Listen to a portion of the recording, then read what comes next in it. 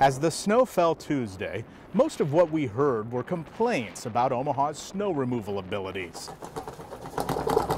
I was out here for, probably about 2 hours. In this Bellevue neighborhood, I don't want kids and parents to, slip or have to go traipsing through the snow and possibly, hurt themselves. Justin Anderson often witnesses a completely different attitude when it snows. I had actually about half a dozen people ask if they could stop and take a picture because they had never seen, a chair like this before. Last year, the Iraq War veteran took his off-road wheelchair. I came up with the idea of putting a snow blade on it. And made some modifications. The chair has on-the-fly tilt, so that way I can adjust the height of the blade as I'm pushing snow. It's not that these sidewalks in Bellevue aren't used a lot. After all, Two Springs Elementary, right around the corner. Every snowfall, Justin Anderson does his part and more. The community here in the Omaha metro area has supported me immensely through some of my struggles and my tough times with having my leg amputated, and then also with my fight with brain cancer. So this is my way of giving back.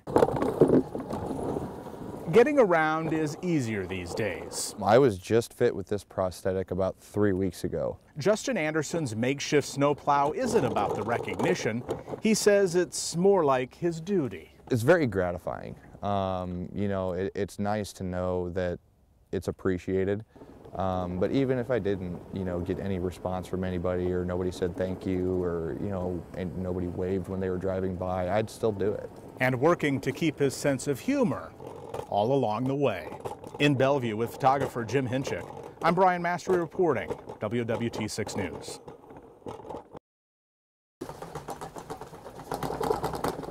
When Justin Anderson decided to unofficially volunteer as neighborhood snow remover last year near his daughter's school in Bellevue, most would have assumed it was an honorary title at best.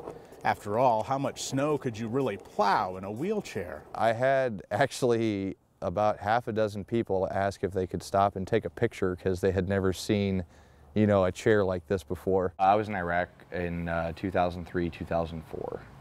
So I was there for the initial ground war. As Justin Anderson has often done in the 13 years since he took a bullet to the knee at war and later beat back brain cancer, he persevered. And he's the first to admit there were plenty of struggles and dark days along the way. It's my way of giving back to the community. And the community here in the Omaha metro area has supported me immensely through some of my struggles and my tough times. Last winter, the thought came to him. I came up with the idea of putting a snow blade on it. It's an all-terrain wheelchair built in Minnesota. The company offers plenty of upgrades, but a snowplow isn't one of them. And got some L-channel steel and took the blade off of a riding lawnmower and fabricated up the bracket myself. He hoped his idea would inspire others. Yeah, can I speak with John Johnston, please? It did. When we watched that, and as we right away, all three of us, we got to get a hold of this guy. The Johnstons of Oshkosh, Wisconsin saw our story and had to know, how did he do it? We had some snow come through here last night, so I was, of course, out pushing some snow. Yeah, we had some snow come in last night, too. Unfortunately, my homemade plow did not work.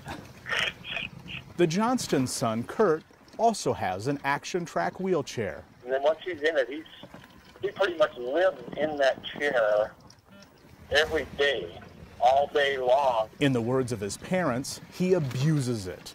It's his third one over the years. He hunts, he hikes. I got a winch on the back, and then we just put a backup camera on it so that he can see what he's doing when he's pulling trees over. He pulls trees over, stumps out of piles, and you should see some of the stuff that he's done with that chair. That is absolutely amazing. The 32-year-old with a rare genetic disease can easily drive over piles of snow, but cannot push it very well. So his father, a Vietnam vet, reached out to the Iraqi vet in Bellevue to talk shop. Well, there's 2 mounting holes there for the adjustable foot plate.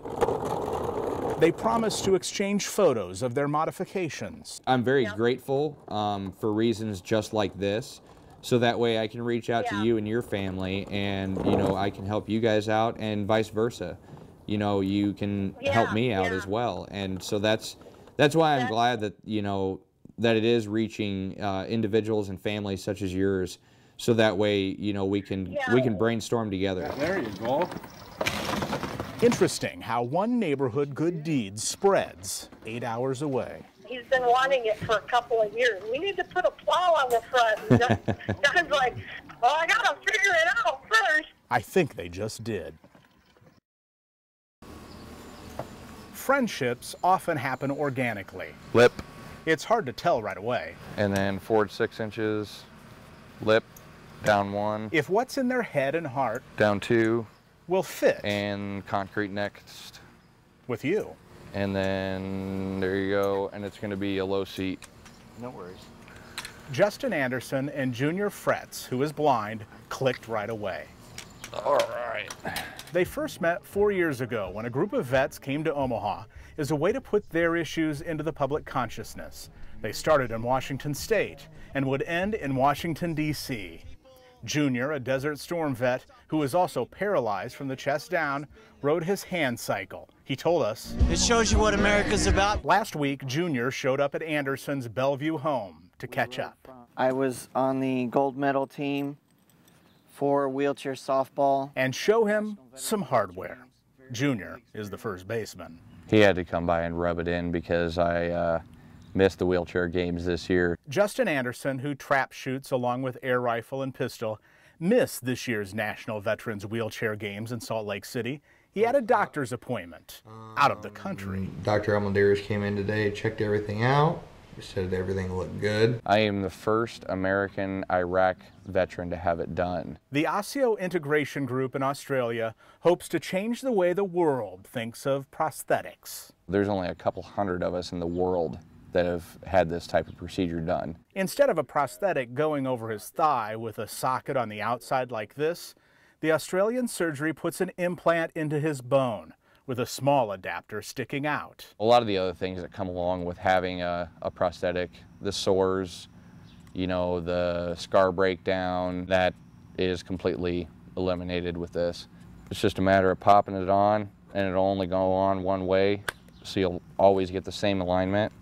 There's a little 4mm set screw. Tighten that up, and that's it. You go about 45 degree right. I was weight bearing within a week after surgery. Hard right. I was walking within 2 weeks after surgery, and within 12 weeks after surgery, as long as everything is settled, I'll be walking without crutches or a cane or any type of assistive device. Everybody's given challenges in life, and how we react to those challenges is how we define our lives. Two vets showing off what's shiny and new. It's what friends do. In Bellevue with photographer Jim Hinchuk, I'm Brian Master reporting, WWT 6 News.